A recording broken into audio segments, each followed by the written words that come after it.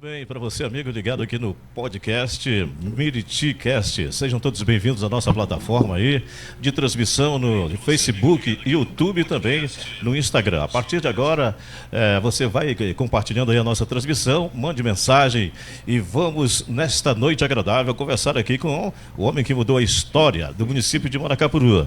Estamos falando do homem que se transformou em vereador pela primeira vez, na sua época o mais votado, depois, com muita... foi audacioso até, e se transformou em prefeito com aproximadamente 27% do eleitorado, e aí, novamente para o segundo mandato, através de 48%, esteve aí na visão popular do município de Manacapuru. Está entregando seu mandato, 8 anos aí, governando Manacapuru, e é claro que não poderíamos deixar de agradecer pela presença do prefeito Beto D'Angelo na noite de hoje. Mas antes eu quero receber aí o boa noite do Bibi, né? Muito obrigado aí, Bibi, tá bem conosco, e obrigado pelo convite aqui. Beleza, então, ok. Evandro, obrigado, Evandro, por estar aqui com a gente, né? Bater esse papo aqui com o prefeito Beto D'Angelo, do município de Manacapuru. Vai falar um pouco aqui, né, desses quase 8 anos, faltando 2 meses já.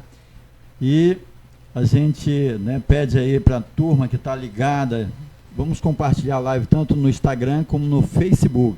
Então, vamos dar aí uma boa noite ao prefeito municipal de Manacapuru, Beto D'Angelo. Suas considerações iniciais, prefeito Beto D'Angelo. Valeu, Bibi, valeu, Evandro. O Bibi convocou o Evandro porque ele ia se tremer todo dia aqui comigo, sabe? Aí ele veio para reforçar.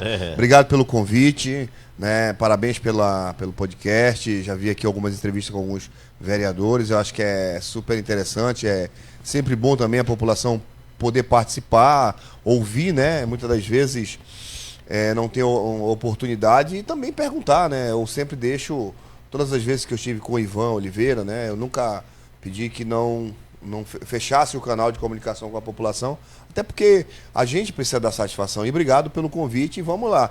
Eu falei pro Bibi, né, qual o tempo aí da entrevista? Eu disse, enquanto tiver audiência, eu tô aqui para responder, para fazer um apanhado aí desses 8 anos. Na verdade, desses 8 anos não, desses 12 anos que eu estou na vida pública, né? Como você bem falou, são 4 anos como vereador. Tive a oportunidade de ser o vereador mais votado e fui ousado em acreditar que poderia estar prefeito e mudar também, né, dar um novo sabor, né, para a nossa cidade, um novo aroma para a nossa cidade, uma vez que a gente vinha aí sendo conduzido por 2 grupos políticos que fez com que nós nos acostumássemos com muito pouco ou com quase nada, e por isso essa grande diferença aí da nossa administração. Mas vamos lá, acompanho vocês aí, meus queridos. Beleza, então aí as considerações iniciais do prefeito Beto D'Angelo. Quem está na live aí, olha, a nossa prefeita Valcileia Maciel, um abraço, prefeita. Valeu, bebê, pela audiência. A primeira dama, Laura prefeita Nicolau. Eleita, né? Ela está acompanhando já para me vigiar, se eu não fugir, sabe? Brincadeira, minha mulher é muito especial, obrigado por me acompanhar e fica na torcida também. Beleza, então muita gente na live, obrigado aí, tanto no Facebook como no Instagram. Então vamos passar a bola para o Evandro aí, que tem umas perguntas aí. Perguntas de faculdade, né? E você, Evandro Smith? Do concurso. Como qualquer cidadão manacapurense, prefeito, audacioso, né?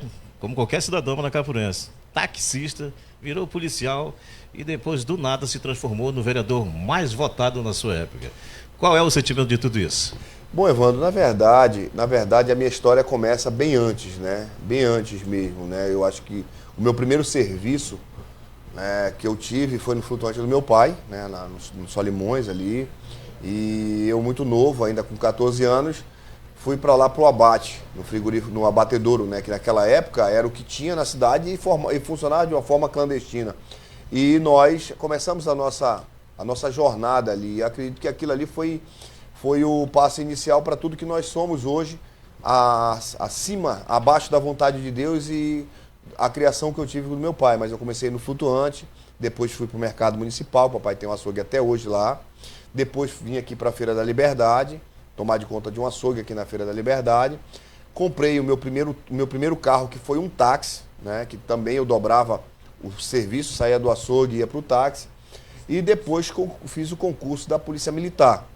Né, vim para Manacapuru, retornei para Manacapuru, e onde fui candidato a vereador, né? Passei pelo Intrans, né? Que também foi um órgão muito, à época, que até hoje se questiona muito, mas é um órgão extremamente necessário, muito importante para a cidade. Ele baliza, né, o calor do nosso povo, porque quando o Intrans está na rua, a cidade está calma. Quando o Intrans sai, a cidade esquenta, né? E é um órgão que muitas das vezes as pessoas tentam justificar um erro, né? Ou, vamos dizer assim, um deslize ou um vacilo, para tentar desmerecer o trabalho do Intrans. E ali, naquele primeiro momento, ninguém entendia o que era, como funcionava, e eu tive que fazer várias campanhas educativas, vários trabalhos de fiscalização e orientação, e dali foi o meu trampolim, né, para chegarmos à vereança como o vereador mais votado à época, né?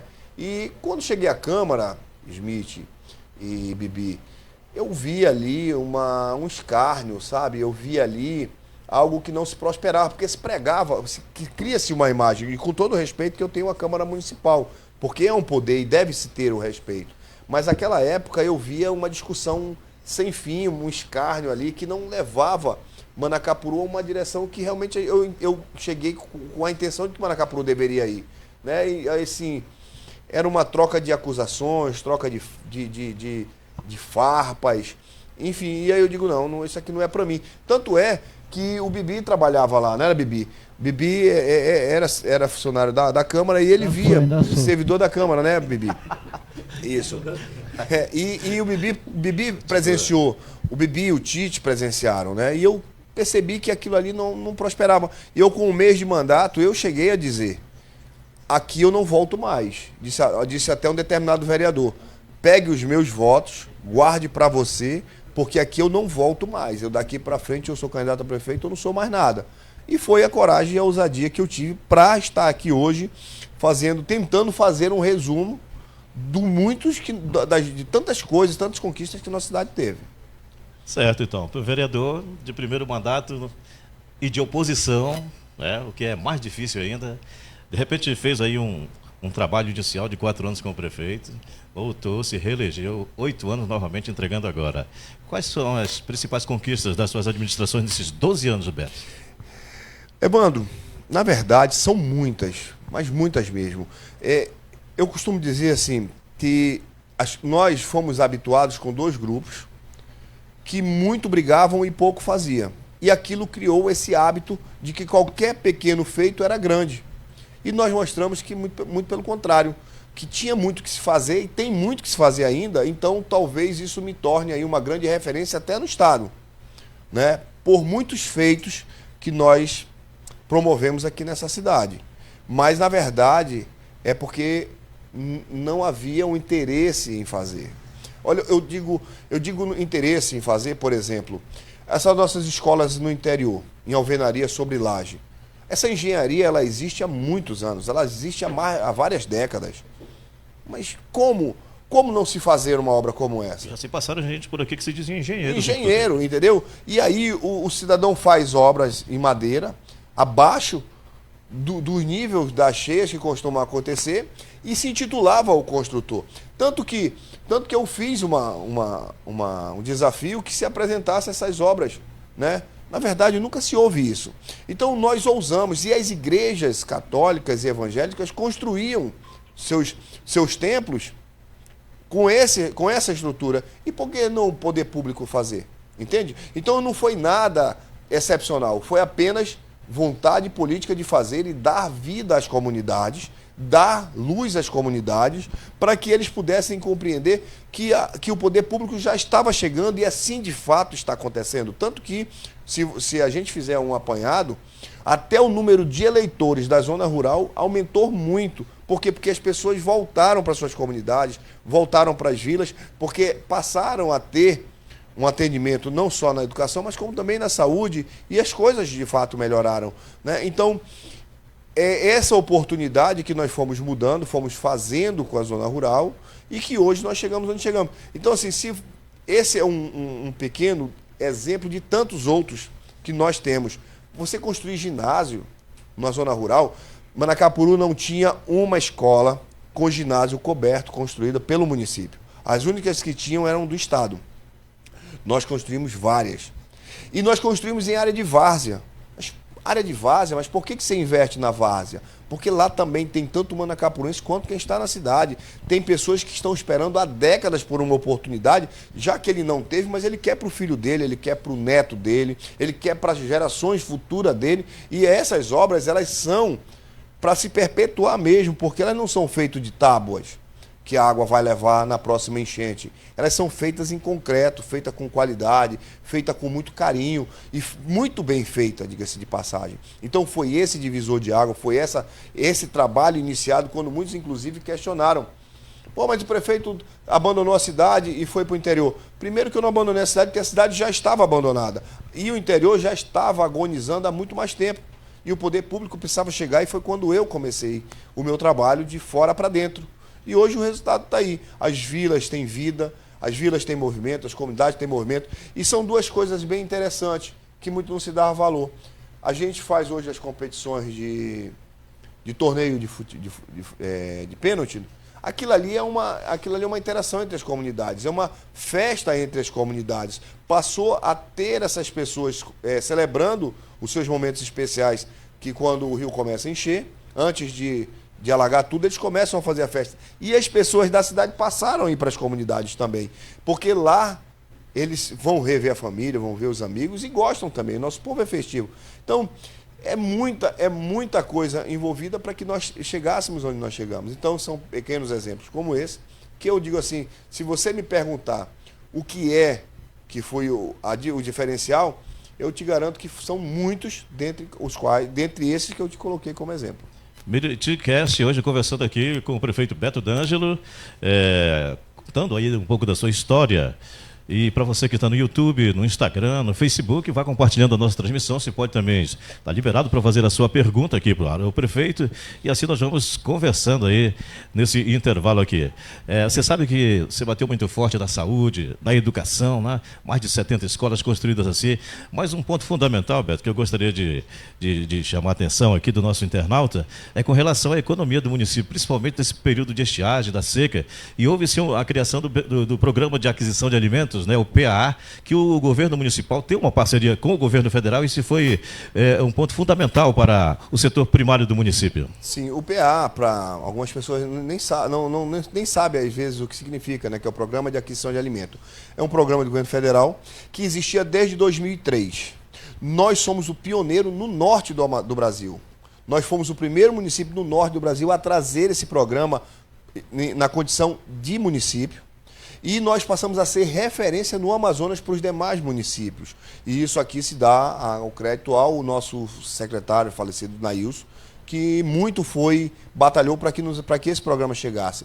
E foi isso que foi fomentando os nossos produtores, garantindo aos nossos produtores. Mas vale lembrar que nós reconstruímos todas as feiras e ampliamos mais feiras para a cidade, porque eles precisavam escoar a produção. O nosso produtor hoje, os nossos agricultores hoje, nós somos a cidade que mais produz no interior do estado do Amazonas. Nós somos a cidade que alimenta o manauara e ainda precisamos muito. Nós somos a cidade que mais produz maracujá, mamão, hortaliça, ovos. E nós estamos agora investindo pesado também na pecuária sustentável, para ver se a gente consegue trabalhar a bacia leiteira. Por quê? Porque nós temos 2 fábricas de laticínio aqui, doida para comprar o leite de quem produz. E o campo gera emprego. Hoje, muitos produtores da terra firme hoje estão vindo na cidade buscar mão de obra para polinizar o maracujá, né? Dentre outros serviços que aparecem. Então, assim, o PA foi um dos quais contribuiu para que nós chegássemos ao que somos hoje, a cidade que mais produz. Nós somos a maior cidade do interior do estado do Amazonas. Nós somos a cidade que mais abriu empresas nos últimos anos no interior do estado do Amazonas. E nós somos a cidade a cidade universitária. A cidade universitária tão sonhada que seria o Iranduba se tornou Manacapuru. Por quê? Porque aqui encontraram segurança política, segurança jurídica, segurança financeira, porque nenhum empresário chega no município quando ele não vê viabilidade econômica. Então eles fazem o levantamento para ter viabilidade econômica para poder investir. Então eles começam alugando, depois eles começam comprando e depois eles começam construindo. Eles vão construindo, que é o que está acontecendo com as universidades hoje. Hoje eles já estão construindo porque sabe que aqui vale a pena investir. Nós somos uma cidade que está em franco crescimento e nós estamos a cada ano potencializando, mas passa a régua aqui em tudo isso. E o que realmente nós éramos antes da nossa administração? Nós éramos uma cidade falida de contra-cheques, porque nós não tínhamos um modelo econômico. Eu faço uma pergunta a todos mesmo, qual era o modelo econômico que nós tínhamos antes da nossa administração chegar. Eu lembro-me na campanha recente, quando um candidato diz assim, no meu tempo, num determinado tempo tinha empresa tal, tinha madeireira tal, tinha frigorífico tal, realmente tinha. E fecharam na época deles. Fecharam quando eles eram gestor, não quando o Beto era gestor. Enquanto o Beto gestor, foi a cidade que mais abriu empresa e foi a cidade que mais chegou loja e, diga-se de passagem, onde mais ampliou-se as lojas já existentes, porque os empresários hoje têm condições para fazer esse investimento e as lojas hoje, você vê lojas grandes, bonitas, de comerciantes locais. Porque você não está falando, nós estamos falando só de quem chega aqui, não. Nós estamos falando também das riquezas que estão sendo produzidas pelos nossos empresários, pelos nossos lojistas, pelos nossos comerciantes. Então, hoje, Manacapuru é uma grande vitrine e um grande local para investimento. Então, quando nós potencializamos a agricultura, agora há pouco eu estava falando com o vereador de Paula, com uma senhora agradecendo porque as máquinas estão lá no terreno dela, limpando o ar e mecanizando terra, e ela vai plantar maracujá. Quantos empregos vai se gerar ali?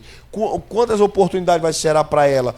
E não é só para ela, é para toda uma região, porque isso nós fizemos desde o início do nosso mandato. Eu aluguei um trator para começar. Hoje nós temos tratores espalhados pelos ramais, limpando terra, mecanizando terra e escavando tanque também. E isso não foi da noite para o dia. Isso foi foco e determinação por algo que eu sempre acreditei e que hoje está dando certo. E que vai ser, mais do que nunca, eu tenho certeza disso, a maior referência do estado do Amazonas. Olha, quando eu começo a falar, não paro. O estado do Pará, fique à vontade. O estado do Pará, Bibi e Evandro, tem mais de 8 milhões de habitantes. Mais de 8 milhões de habitantes. Na capital tem 1,5 milhão. Os demais moradores estão nos municípios. Por quê? Porque lá eles fomentam também o setor produtivo. No Amazonas, nós temos pouco mais de 4 milhões. 2 milhões, quase 2 milhões e meio estão na capital. Por que está na capital? Porque houve um grande êxodo e uma mudança para a capital. Por quê? Porque os municípios do interior não conseguiram criar oportunidades para os seus munícipes. Aí, onde entra Manacapuru nisso? Nós temos que aproveitar esses 2 milhões e meio de habitantes para alimentar eles. Para alimentar eles. Por quê? Porque a várzea, quando vai para o fundo, a nossa várzea, que muito produz, quando vai para o fundo, vale lembrar que todo o estado também vai para o fundo e para de produzir. Hoje nós estamos fortalecendo a terra firme justamente para quê? Para não só alimentar a capital, mas também para manter os custos de vida mais baratos na cidade. Então, é uma visão que você tem que ter uma ótica mais periférica, mais ampla. Ela não é só o que você está vendo à sua frente, aos lados também. E isso foi o nosso trabalho de 8 anos, que eu acredito muito que a Valcileia e o Franz darão continuidade, pois essa é a forma de geração de emprego e renda. Quando nós começarmos a produzir ainda mais, com mais qualidade que nós fazemos hoje, aí nós vamos pensar em industrializar. Aí é que entra mais geração de emprego e renda, que são as nossas agroindústrias. Quando eu falo uma fábrica de laticínio, ali é uma agroindústria. Você produz o leite que ele compra, a agroindústria vai produzir o leite em caixa, o leite em pó, o queijo, a manteiga, dentre outros derivados do leite. E não será diferente no momento que nós produzirmos qualquer outro produto em grande escala que o comércio não consiga absorver e que você precisa industrializar, que vai para as prateleiras não somente do município, mas também da capital, dos municípios circunvizinhos. Que isso é um motivo de orgulho, que isso é que deve nos orgulhar, é o que nós produzimos e passa a ser referência. Eu vou citar como exemplo as bolachas Princesinha, aqui do parceiro aqui da Ribeiro Júnior, a Manacá.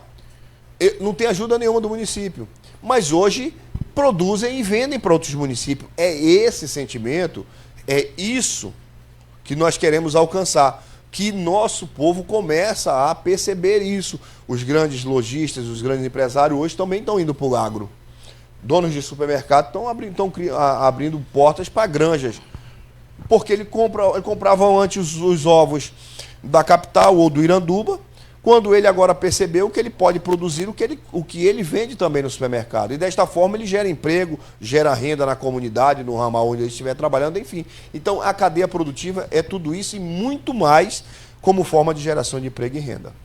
Beleza, pessoal. Turma que está entrando na live agora, nesse momento, né, tanto no Instagram como no Facebook, estamos entrevistando o prefeito de Manacapuru, Beto D'Angelo. E mandar um alô aí para a turma que está ligada lá no Arapapá, a turma da família Perdigão, lá, o Laércio, o pessoal do Paratari, então a zona rural, com a internet, né, Beto? Está em várias comunidades, a turma aqui está ligada aqui, a turma dos ramais, aí te agradecendo pelos ramais, né?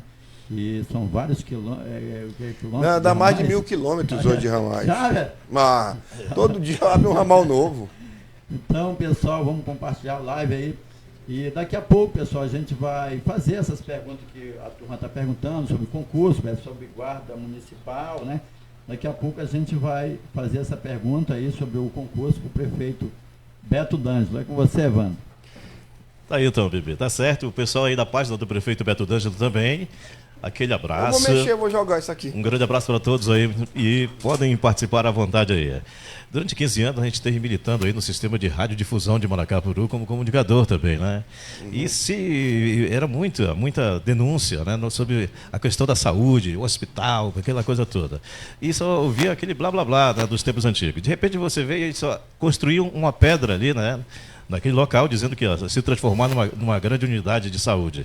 E do nada você veio e deu uma reformada, construiu geral o Hospital Lázaro Reis, que serve inclusive de referência, não só para cá, para outros municípios aqui do Médio Solimões. Sim, Evandro, olha, eu não falo como reforma, até porque reforma era o que faziam no passado.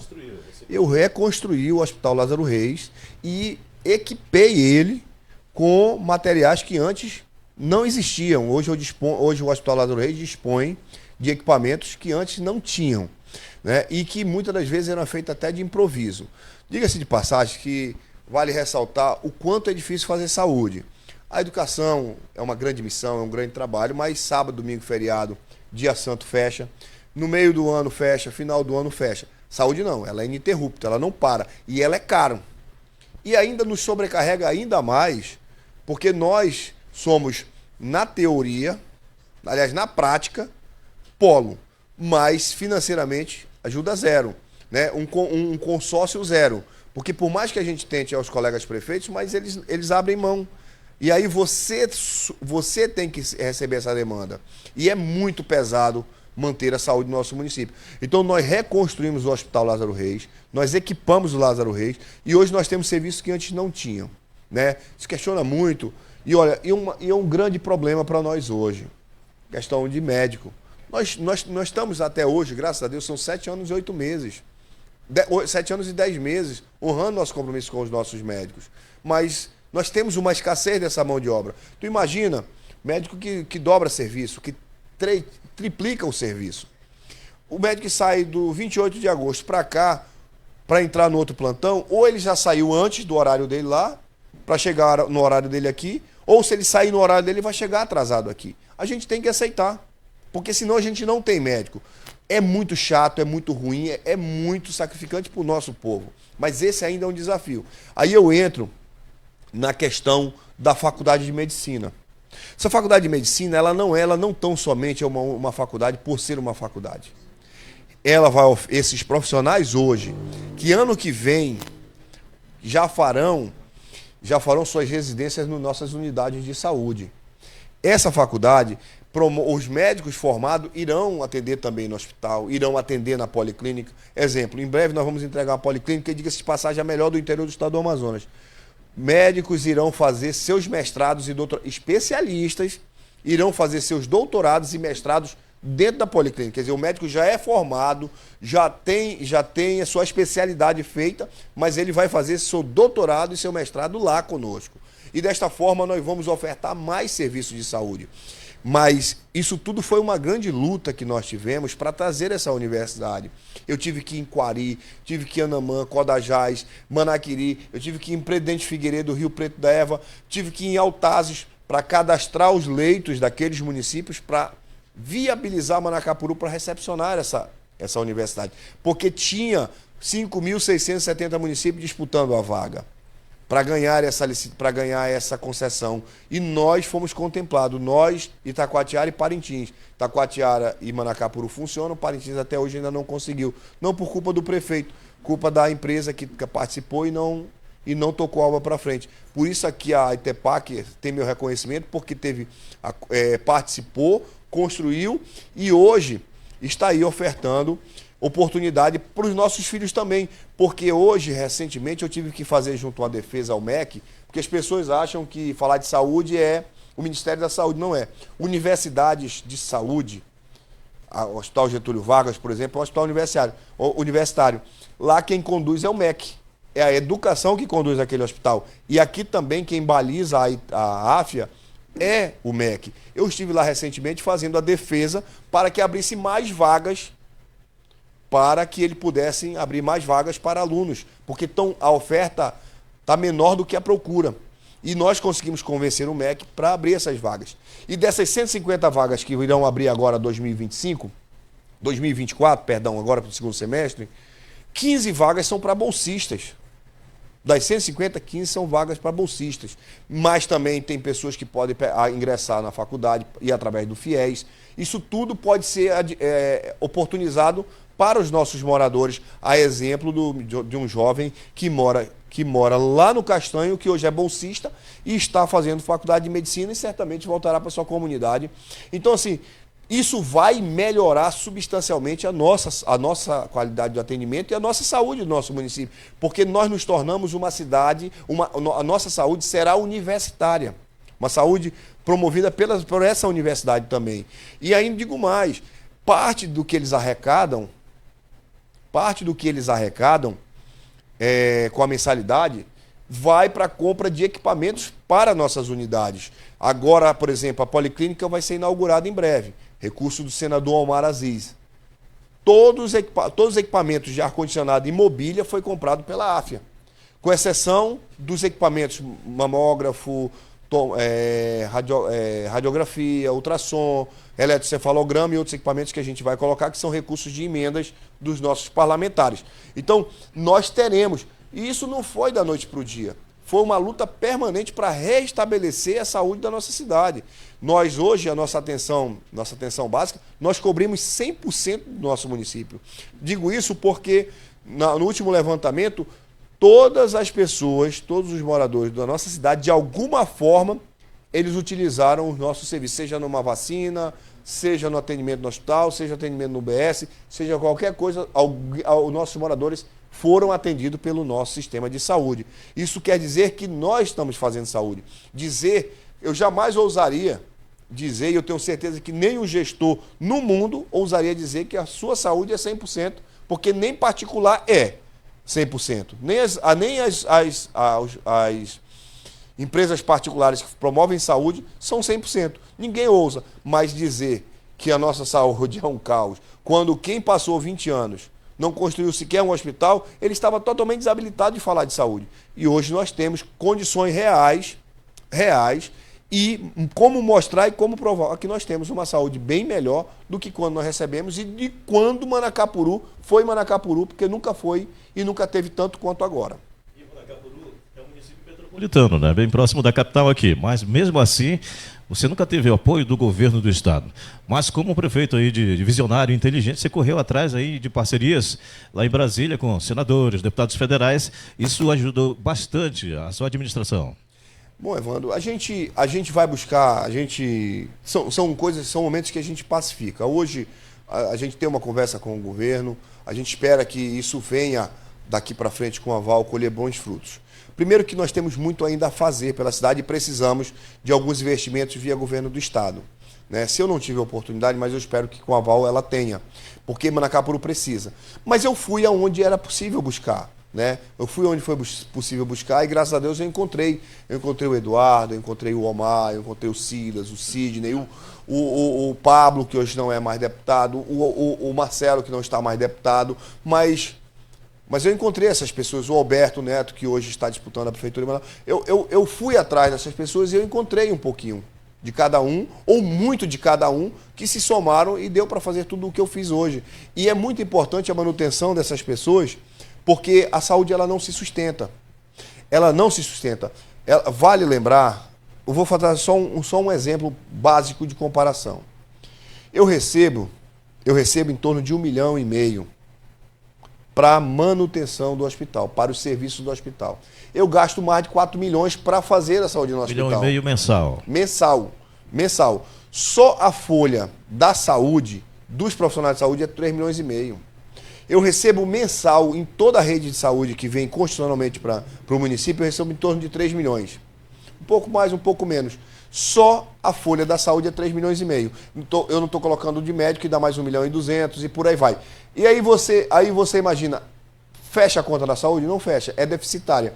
Se você não tiver o apoio deles, se você não tiver um Cristiano D'Angelo hoje, que nos manda recursos também via suas emendas estaduais, esquece, não tem saúde. Então, qualquer pessoa que venha falar de saúde, qualquer pessoa que venha tratar de saúde, ele tem que estar consciente que ele precisa, no primeiro momento que assumir, procurar essas pessoas.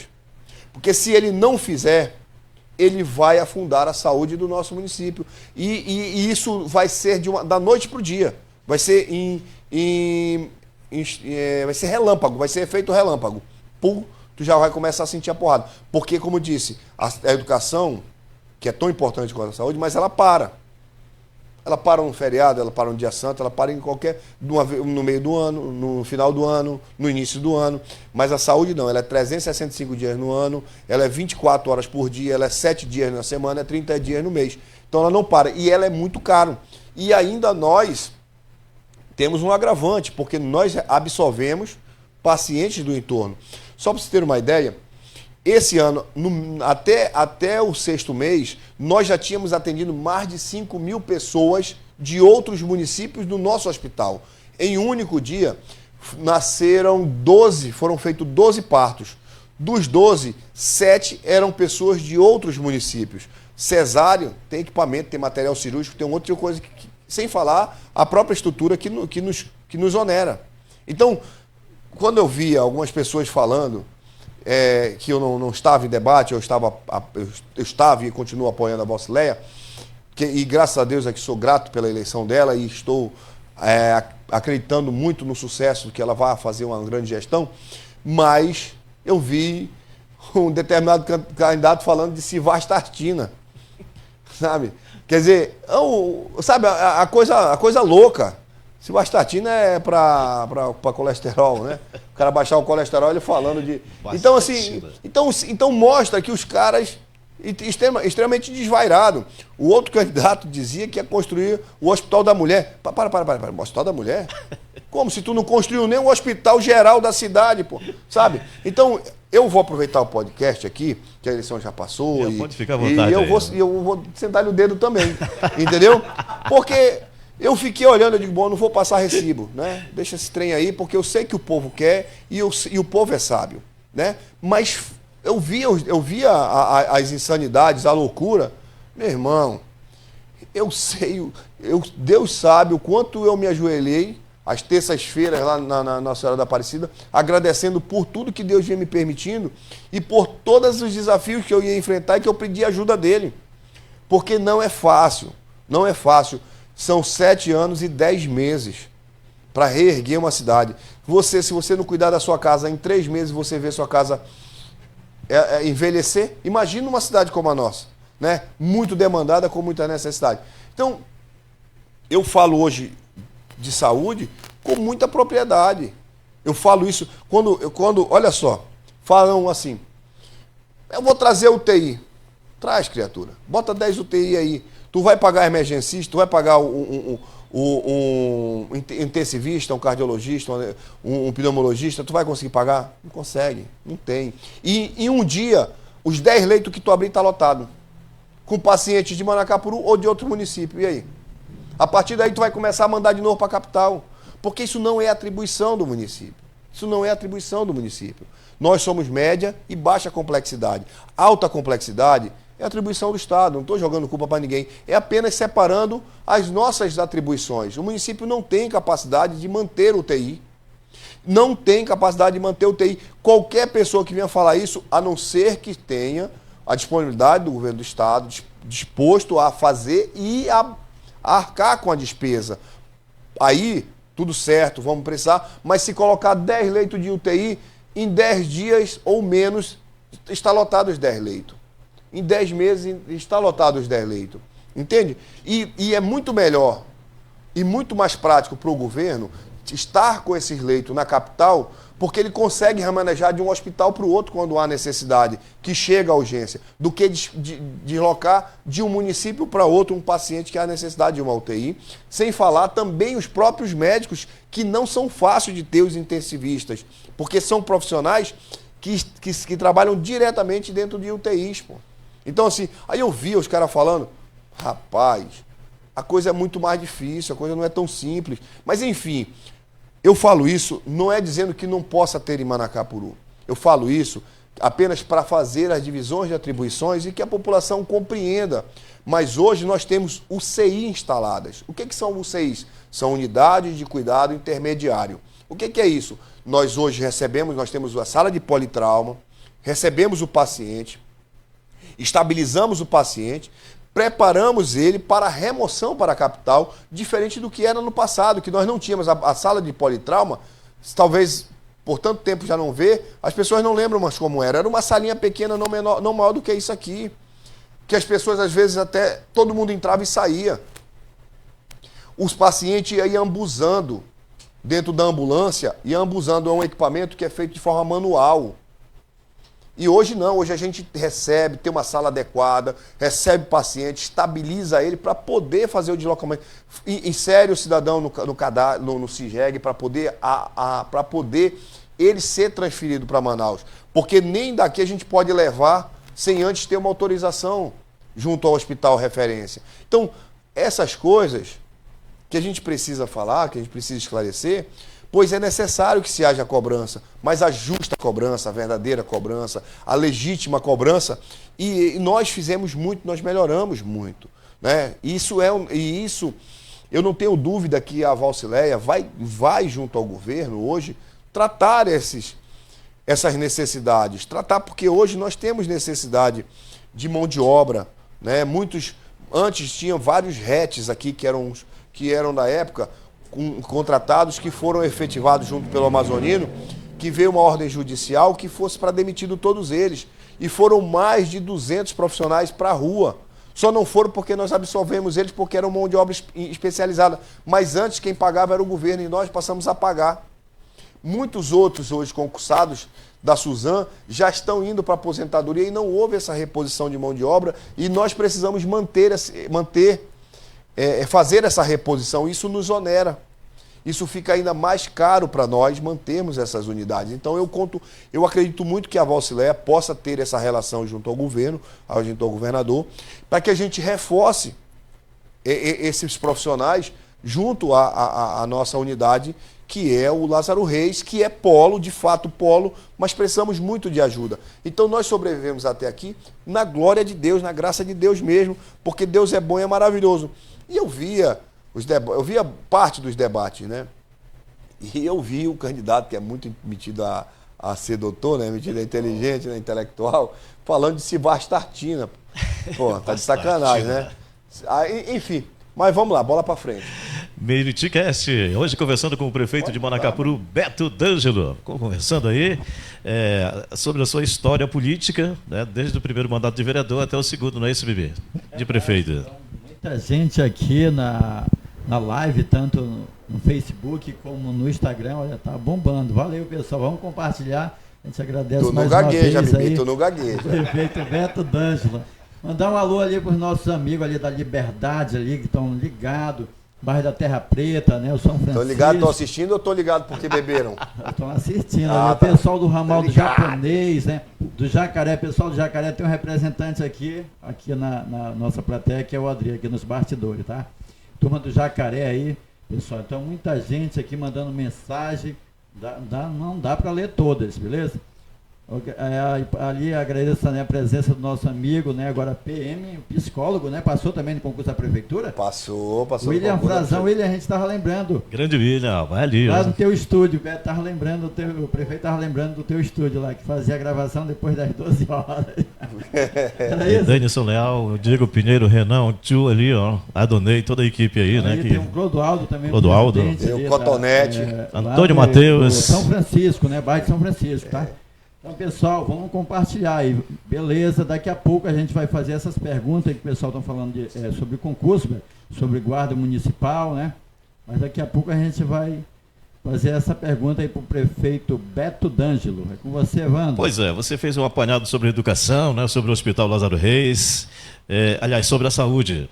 Agora, como educação, prefeito, Manacapuru é uma referência para o Amazonas. Nos últimos tempos, o que houve de crescimento na educação, graças aí a um bom trabalho, né, com a sua equipe técnica, ao secretário Conde, que esteve na época já vereador.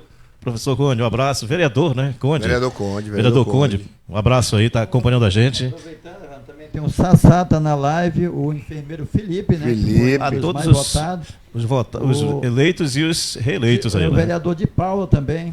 Obrigado aí pela audiência. E aí, muitos projetos surgiram da educação, né? Tanto, hoje nós temos um dos maiores festivais de bandas, fanfarras e corpo coreográfico do Amazonas. Assim, olha, falar da educação começa falando pelo Conde também. Eu quero agradecer a todos os vereadores que estão dando audiência para a gente aqui. Agradecer e parabenizá-lo pela eleição, pela reeleição. Felipe, fenômeno de voto, de Paula reeleito pela terceira vez, Sassá reeleito pela terceira vez, Conde aí no seu primeiro mandato, né? E dentre tantos, né, vale lembrar que dos 21 eleitos, 18, né, 20 estavam nos partidos da nossa base.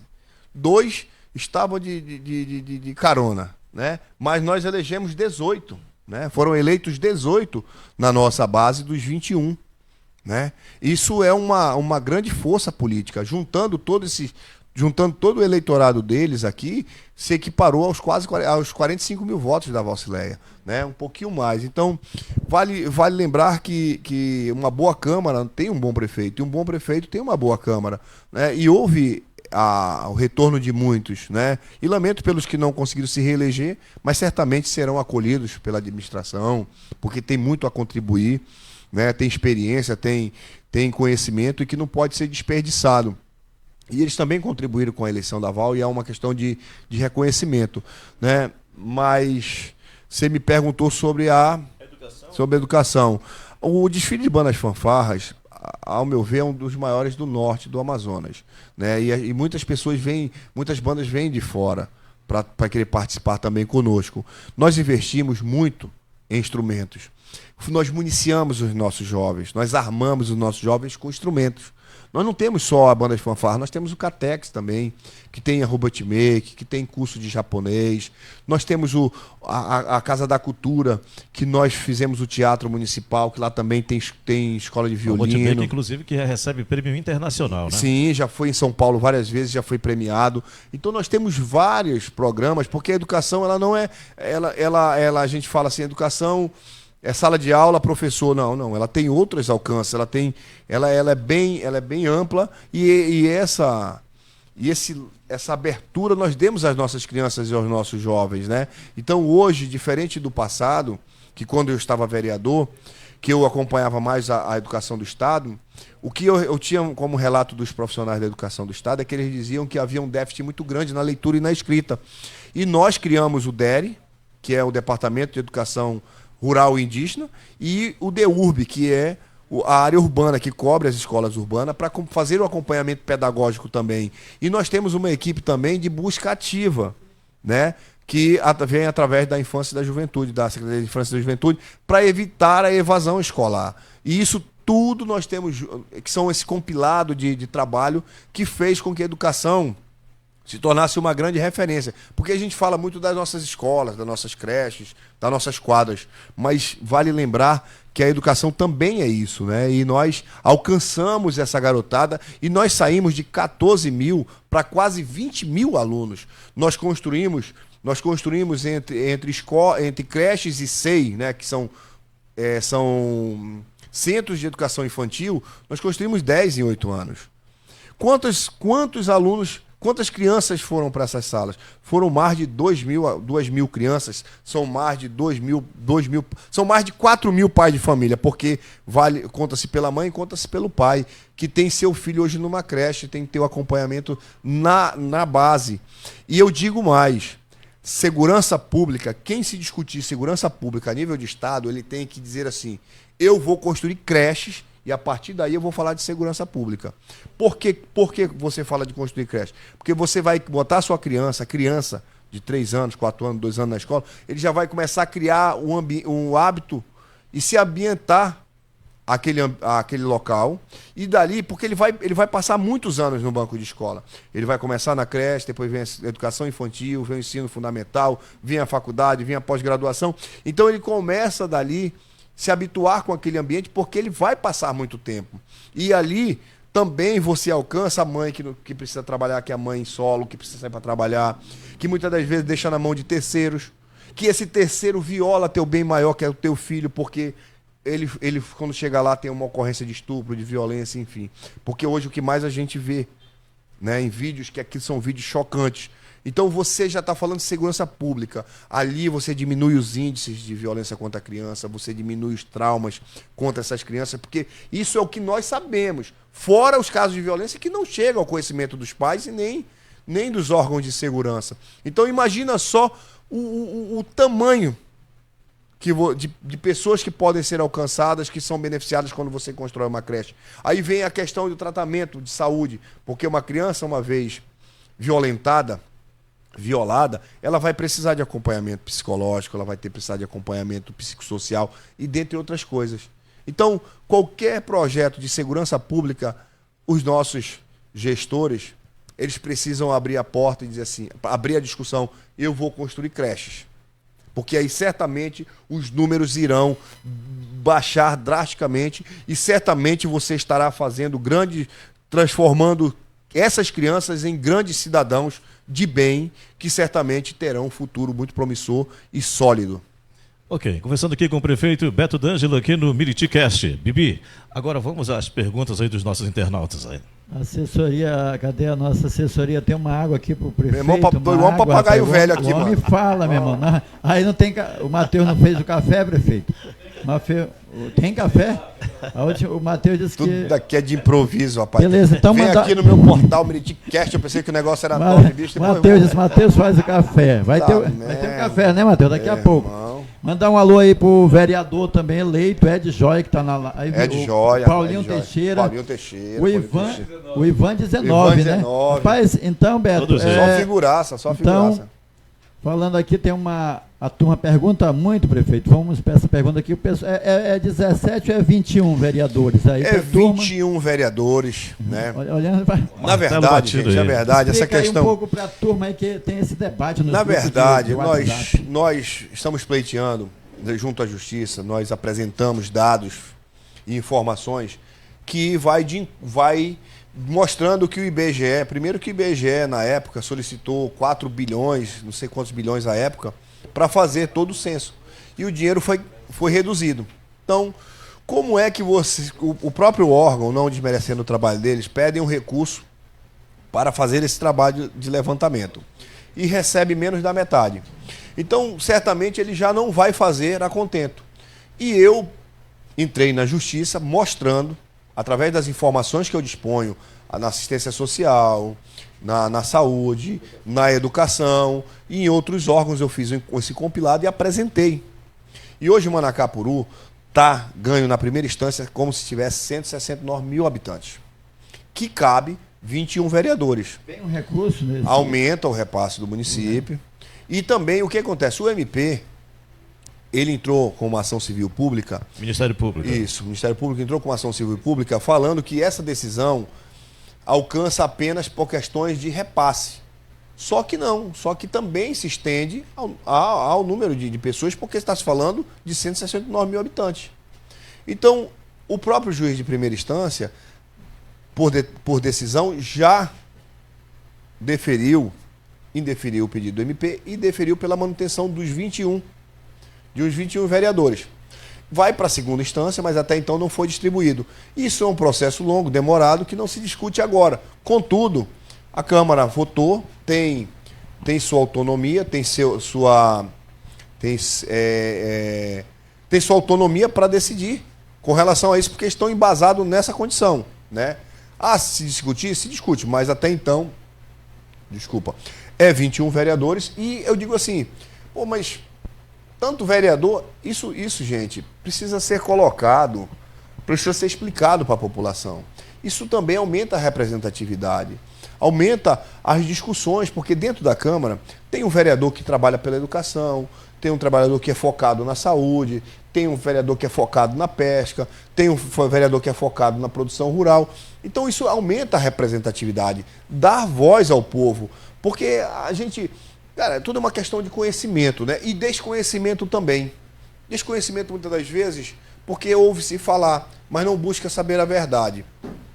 Eu respeito muito a Câmara Municipal, eu vim dali. Eu sei o quanto é difícil para o vereador fazer suas atribuições, que é legislar, e também atender a população quando busca um apoio.